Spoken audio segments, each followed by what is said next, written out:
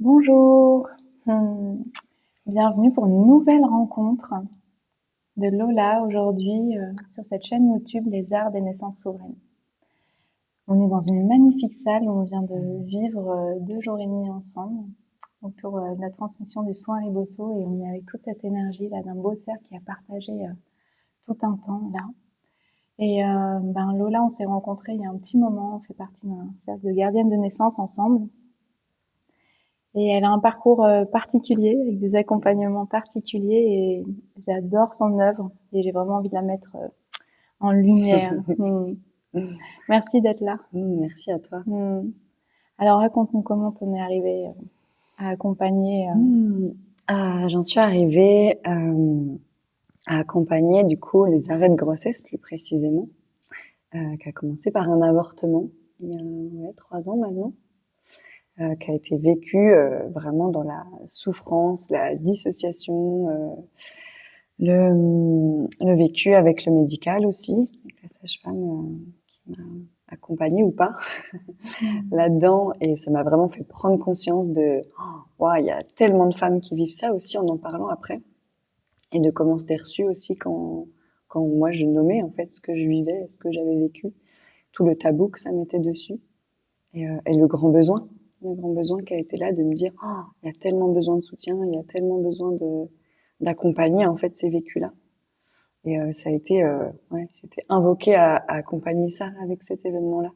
Ça vraiment, j'accompagnais déjà avec les mémoires cellulaires, avec cet outil-là, et vraiment ça a été un moment catalyseur dans mes accompagnements. Et ça s'est vraiment focus là-dessus, et je suis devenue passionnée de tous ces chemins d'âme et des messages que ces âmes avaient à transmettre, du chemin de la matière aussi, de comment on vivait avec ça, nous femmes, comment c'était accueilli en fait dans ce monde de vivre ça.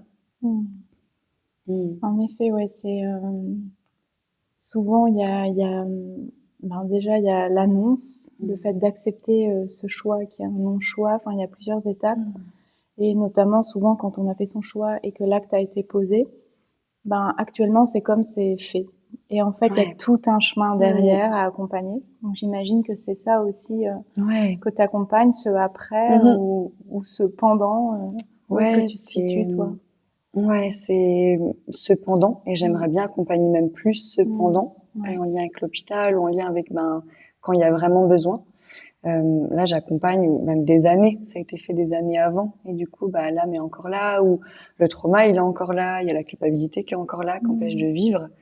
Et les femmes, des fois, pensent pas que ça vient de là. Et quand je pose la question, il y a eu des fausses couches d'avortement. Ah oui. Et en fait, ça rouvre un champ qui a été vraiment tu, en fait. Et du coup, avec tout ce qui se rouvre lié à ça, qui rouvre aussi dans la lignée, des enfants mort-nés, des femmes qui n'ont pas pu pleurer aussi, avec tout ce secret. Ça vient vraiment chercher loin, en fait, et, le poids de la religion aussi chez certaines femmes, chez certaines familles. Ce que ça vient amener dans le couple aussi. Donc j'accompagne de là après, avec toute cette guérison de ce trauma ou pas, ou en tout cas de remettre du sens. Des fois, il y a juste besoin de se relier à l'âme. J'avais une femme, je sais pas si tu peux en parler là, une femme qui est venue pour totalement autre chose. Et puis quand je lui demande, il y a eu des fausses couches, avortement, elle me dit peut-être, j'ai perdu un tout petit peu de sang, mais voilà, vite fait quoi. Sinon j'ai 2 enfants. Et en fait, le soin se déroule, et à la fin, elle me dit mais en fait, je savais que ma famille, je fais que dire à mon mec qu'on n'est pas au complet, et qu'il manque quelqu'un, quoi, que je veux un autre enfant, mais lui, il veut pas. Puis elle me dit, mais on n'était pas au complet. Et il y avait comme, tant que c'était pas reconnu, en fait, il y avait, il manque un truc, quoi, il manque quelque chose. Et juste là, qu'elle le voit, qu'elle se relie à cette âme-là, c'est bon, en fait, c'était ça, en fait, qui voulait venir. Et c'est vraiment la reconnaissance déjà de ça. C'est un sujet, en fait. Ça a été un sujet dans ta vie, quoi. Et c'est pas un petit truc que t'as pas pu dire ou qui est passé vite fait. Et, vraiment. Et ça fait beaucoup, en fait, juste de reconnaître. J'ai vécu ça, en fait. Plusieurs enfants. Donc il y a à la fois des personnes qui viennent et qui ne sont pas en connaissance de ce sujet-là, Et où dans ton expérience et les accompagnements, tu vois qu'il y a ça fait un peu pivot et Ouais, c'est ça. il y a eu cette histoire et que Mhm. depuis cette histoire-là, il y a quelque chose qui se cristallise et qui a Mhm. besoin de se libérer. Ouais. Ou bien des personnes qui viennent vers toi et qui sont en train de le vivre ou qui choisissent de le vivre et qui Mhm. veulent le vivre différemment ou qui viennent de le vivre et C'est ça. Ouais. qui sentent que... Mhm.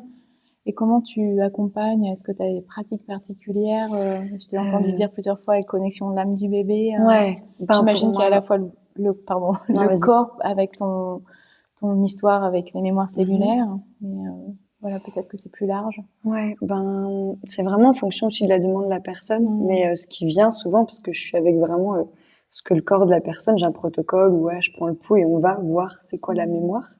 Et donc souvent, des fois, faut passer par le transgénérationnel, par le karmique aussi des fois, pour arriver à contacter l'âme qui avant, ben, c'est pas possible parce que le cœur s'est refermé ou que voilà.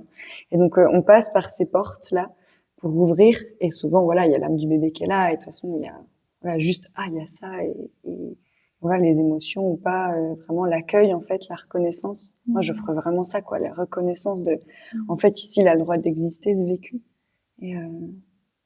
Et ouais, et j'ai une femme aussi qui m'a dit, qui est repartie, puis quelques semaines après, elle m'a dit, ah, mais en fait, c'est bon, je sens le manque de ce bébé, et c'est chouette, en fait. Et ouais, le manque vient de la présence, il y a eu présence, en fait, de vraiment reconnaître ça. Et je l'ai pas dit, j'accompagne aussi les bébés. Et donc, souvent, ce qui vient, c'est les bébés d'après. Les bébés d'après fausse couche, voilà, qui viennent pas forcément pour ces sujets-là, mais pour des problématiques de sommeil, de reflux, voilà, qui n'arrivent pas trop à dormir seuls. Et voilà, et souvent, des fois, il y a ça. Donc, il y a à la fois cet accompagnement cellulaire et puis cet accompagnement d'âme ou des nouveaux incarnés des bébés. Ouais. Ouais, et puis après, voilà, j'accompagne avec ça, et puis avec la connexion aussi qui s'est développée au fur et à mesure, ouais, de ce canal qui s'est ouvert et vraiment à sentir ou à recevoir, il y a quelque chose qui doit passer, quoi. Donc, voilà, juste de... Est-ce que tu as pu identifier que c'est ton vécu avec cette grossesse-là arrêtée qui a ouvert le canal et cet être? C'est le cadeau qui t'a offert. C'est ça, ouais. Ouais, l'âme, quand je suis tombée enceinte, j'ai vu cette âme-là. J'ai vu l'âme. Et vu que j'accompagnais, donc je faisais des soins, des fois, puis des fois, il y a les grands-mères, les jumeaux perdus qui venaient, puis là, je me suis dit, ah, tiens, bah, il y a un prochain soin qui va venir. Avant de comprendre que, ben, c'était pour moi, quoi. Et, ouais, à partir de ce moment-là, ben, voilà, le cœur s'ouvre et ouais, pour moi, cette reliance à l'âme, elle est, voilà, comme les accouchements, c'est le lien avec le bébé, en fait, c'est ce qui guérit aussi beaucoup, quoi. Une fois qu'il y a ça, ouais.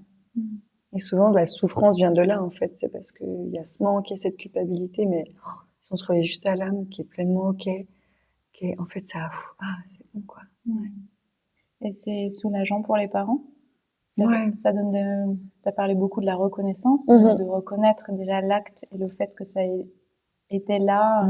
Ça offre un soulagement et une paix intérieure. J'imagine aussi que pouvoir communiquer avec son bébé, recevoir des messages ou de juste prendre conscience que c'est un être qui a été là, ça aussi, ça doit offrir beaucoup de réparation. Ouais, puis ça ouvre, moi je le vois vraiment comme ces esprits ou ces âmes qui viennent, c'est des grands cadeaux de lien avec le subtil, quoi, d'ouverture à autre chose. Et juste le fait que ça c'est possible, quoi, et c'est pas juste il y a l'âme de tomber, en fait elles le sentent, quoi, il y a les émotions qui arrivent, il y a je sens enfin ouais, il y a ça qui existe, en fait, c'est dans le champ et c'est pas palpable mais presque, quoi, il y a un truc dans le soin où c'est là, c'est très présent, ouais. Ouais, ce que j'allais te demander, parce qu'il y a des personnes qui sont plus ou moins ouvertes à ça. Et, mais souvent, dans ces passages-là de la vie, au départ, on est prêt à s'ouvrir et à vouloir être en lien avec ce bébé ou oser être en lien. Donc, j'imagine que tu dois être témoin de beaucoup de parents qui s'ouvrent aussi à cette réalité. Quand ils viennent, c'est le moment, quoi. Des fois, il y a, voilà, quand le rendez-vous se décale, c'est que, il y a des choses qui doivent se faire. Ou des fois, ça passe par les enfants, quoi. C'est le bébé qui vient, voilà, pour dire ça à la maman. Voilà. Et après, c'est encore confrontant des fois, le dire au conjoint, quand j'ai des femmes, qui est lui pas ouvert, ou du coup, voilà, ou je le dire aux enfants, en fait. Moi, je trouve ça hyper important de dire à ces enfants, voilà, parce qu'ils l'ont senti, en fait, dans le ventre, ils le sentent même beaucoup plus que nous. Et voilà, des fois, il y a encore ce passage de d'oser dire, en fait, moi, j'ai vécu ça et ouais, il est là, quoi, et voilà, de mettre une fleur, une plante, quelque chose qui le représente, c'est assumer aussi ça et ouais, l'entourage, des fois, ouais, enfin, ça représente, voilà, le monde, voilà, avec cette ouverture-là, en même temps, ça pousse fort et ah ouais, j'ai ressenti l'âme, elle est là et ouais, c'est fou. Et en même temps, voilà, comment je... Ouais, il y a à la fois, comme tu disais au début, ce grand silence et tabou qu'il y a sur toutes ces pertes, et à la fois le fait de reconnaître qu'il y a un vrai cadeau, un vrai message de la vie derrière tout ça. Ça me fait penser, l'été dernier, j'ai organisé une immersion nature. Et puis, il y a une des petites que j'ai accompagnée à la naissance, qui a 8-9 ans maintenant. Puis elle expliquait à une femme, elle disait, ben nous, on est 5, j'ai eu 2 grands frères, et puis elle dit les prénoms. Maman, elle a avorté, elle a utilisé l'huile de ricin pour le premier, puis le deuxième, elle a utilisé ça parce que c'était pas le moment pour eux. Puis je voyais l'adulte en face, qui pourtant étaient des parents très ouverts, mais juste bloqués en fait. Ils ne savaient pas comment faire face à une enfant qui connaissait ça de son histoire. En fait, je suis pas la première. En fait, je suis la troisième. Et mes autres. C'est magnifique. Ouais, c'est magnifique. Et qu'elle savait, ils sont au pied de ce cèdre, dans cette ville, etc. Ouais, et c'était fort pour moi de voir l'assurance qu'elle avait. Et à la fois, l'adulte en face complètement décontenancé. Donc, il y a vraiment tout un chemin pour ouvrir la conscience et surtout le soin, comme tu dis. Tu disais au début, en fait, même toi, ce que tu as vécu, en fait, comment accompagner, etc. Est-ce que sur ton chemin, parce que l'avortement en France, c'est toute une histoire. Il y a beaucoup de mémoires aussi autour de ça, ce qu'on appelle aussi les fausses couches. Est-ce que tu fais aussi des soins de la matrice derrière pour harmoniser? Moi, je suis une enfant suite à une fausse couche et j'ai dû, dans mon histoire, en fait, vraiment travailler sur l'ombre et la mémoire de mort qu'il y avait dans l'utérus de ma mère avant. Et puis, j'ai toujours su que j'avais un grand frère, mais personne le nommait. Je connaissais son prénom, enfant, etc. Donc, je me sens vraiment impliquée là depuis cet endroit-là. Et je sens que si ma mère avait fait un chemin, en fait, à faire place, ça aurait été une autre histoire pour moi. Mais après, c'était mon histoire d'âme. Mais ouais, j'ai vécu ça aussi avec... Enfin, moi, j'étais enfant. Et ma mère, elle a vécu une grossesse extra-utérine. Et moi, enfant, j'ai senti qu'il y avait ce bébé dans son ventre. Et elle est revenue sans, en fait. Et moi, je l'ai vécu comme une trahison. Et il est où, en fait, mon frère, là il est où Enfin, ouais, je pense que si on l'avait nommé, ça aurait été beaucoup plus OK, quoi. Mais il y avait comme une disparition. Et enfin, voilà, dans la volonté de protéger aussi, de ce vécu-là, pas facile. Et puis, j'étais petite, mais voilà, les enfants, ils sentent tout, quoi. Ils sentent avant les mères qu'elles sont enceintes. Enfin, voilà, c'est vraiment... Donc, il y a vraiment, depuis ton vécu, l'importance de pouvoir le nommer aux enfants, d'essayer de le nommer au conjoint, en tout cas dans cette connexion. Et puis les enfants, avec leur ouverture, en tout cas quand ils sont vraiment petits, j'ai l'impression que c'est eux aussi qui sont plus à même de communiquer avec eux, de laisser partir l'âme. En fait, ils sont ce pont aussi. Puis souvent, on veut les protéger, mais ils ont une plus grande résilience que nous. Ouais, c'est ça. Et donc, quand tu accompagnes, tu t'accompagnes aussi à l'harmonisation de l'utérus, suite au vécu. Et dans la mémoire, ça se fait. Ouais. Et j'ai une femme aussi qui est venue. On a travaillé sur sa naissance. En fait, elle est née prématurée aussi parce qu'en fait, dans l'utérus, il y avait encore cette forme, en fait, cette mémoire-là de mort qui était là. Et donc, du coup, il y avait ce truc de je peux plus la toucher, j'ai plus de place, je sors avant, quoi. Et ouais, donc c'est harmoniser le vécu utérin. Donc, on visitait beaucoup de choses in utero avec les enfants d'après, les femmes d'après, les hommes d'après.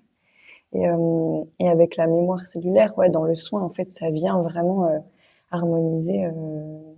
Il y a un relâchement, puis après, il y a remettre ce qu'on a envie, en fait, la joie, la vie dans son utérus, quoi. Vraiment retrouver ça, sortir de la honte, de la culpabilité, pour retrouver, en fait, la joie d'être en vie, et c'est OK, quoi. Et la créativité aussi. Il y a tout un processus à accompagner derrière qui est vraiment essentiel. Merci Lola. Merci à toi. Je demande à chaque fois, à chaque personne que j'interviewe, là, si tu avais un message à offrir aux parents qui nous écoutent, ou à toute accompagnante de naissance ou toute personne qui nous écoute, qu'est-ce qui serait là et que tu aimerais pouvoir nommer et offrir? Ouais, pour moi, c'est vraiment que c'est pas faux, une fausse couche. C'est pas rien. Un avortement, en fait, c'est un vécu. Et autant dans la difficulté que dans le cadeau qu'elle a. Et vraiment à accueillir, vraiment à accueillir, quoi. Et à se relier, c'est là, en fait, ils sont là, quoi. Merci Lola. Merci à toi. Merci beaucoup pour ce témoignage et puis pour toutes ces pépites et ton œuvre. Et sous la vidéo, il y aura tous tes contacts pour les personnes qui voudront contacter Lola et recevoir du soin et de la reconnaissance. Merci de me permettre de déposer ça et d'offrir ça. Ouais. C'est bon.